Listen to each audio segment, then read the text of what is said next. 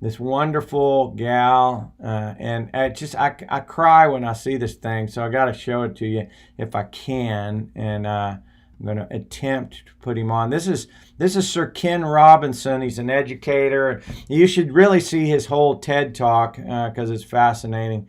But here's a clip, and it talks about the importance of paying attention to people's natural gifting, and especially when they're not of a left brain logical mentality.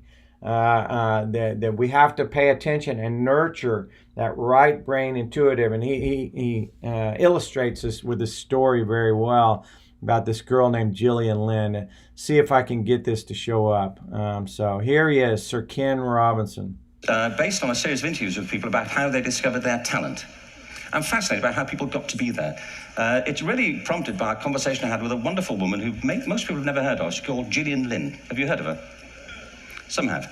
She's a choreographer and everybody knows her work. She did Cats and Phantom of the Opera. She's wonderful. I used to be on the board of the Royal Ballet in England, as you can see. And anyway, Jillian and I had lunch one day. I said, how'd you get to be a dancer? And she said it was interesting. When she was at school, she was really hopeless. And the school in the 30s wrote to her parents and said, we think Jillian has a learning disorder. She couldn't concentrate, she was fidgeting. I think now they'd say she had ADHD. Wouldn't you? But this was the 1930s and ADHD hadn't been invented, at this point, so it wasn't an available condition. People weren't aware they could have that. Anyway, she went to see this specialist. So this oak panelled room, and she was there with her mother, and she was led and sat on this chair at the end, and she sat on her hands for 20 minutes while this man talked to her mother about all the problems Jillian was having at school.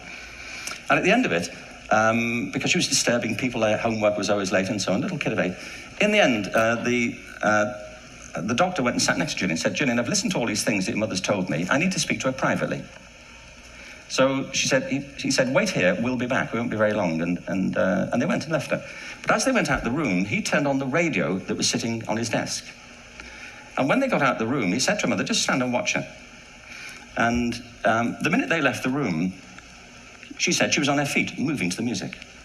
And they watched for a few minutes, and he turned to her mother, and he said, Mrs. Lynn, Jillian isn't sick, she's a dancer. Take her to a dance school. I said, what happened? Said she did. I can't tell you how wonderful it was. We walked in this room and it was full of people like me.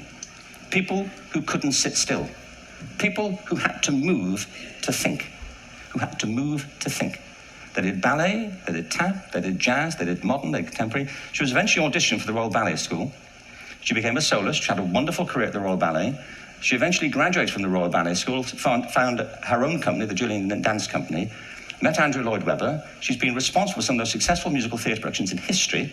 She's given pleasure to millions, and she's a multi-millionaire. Somebody else might have put her on medication and told her to calm down. Now, I think...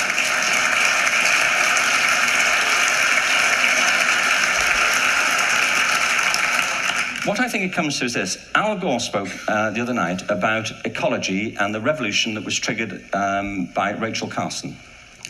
I believe our only hope for the future is to adopt a new conception of human ecology, one in which we start to reconstitute our conception of the richness of human capacity. Our education system has mined our minds in the way that we've strip mined the earth for a particular commodity, and for the future, it won't serve us.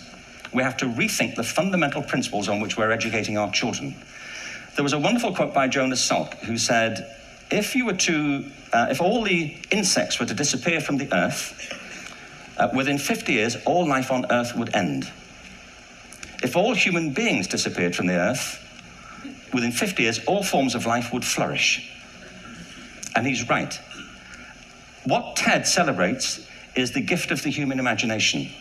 We have to be careful now that we use this gift wisely and that we avert some of the scenarios that we've talked about. And the only way we'll do it is by seeing our creative capacities for the richness they are and seeing our children for the hope that they are.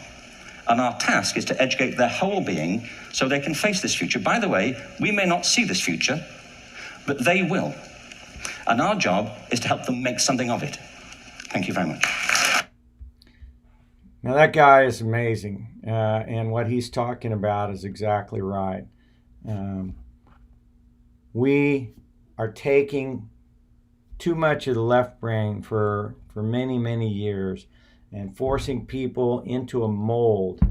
And this is part of the reason we've got, so much alcoholism and drug abuse and anxiety and depression and opioid addiction. That's why we got, good businessmen who come to a midlife crisis, and all of a sudden they're out drinking or chasing women or buying a new motorcycle or freaking out, and it's because they've gotten jammed into a certain career that they now can't get out of, but what they dream about is something more expressive, something more in keeping with their true identity, their authentic self.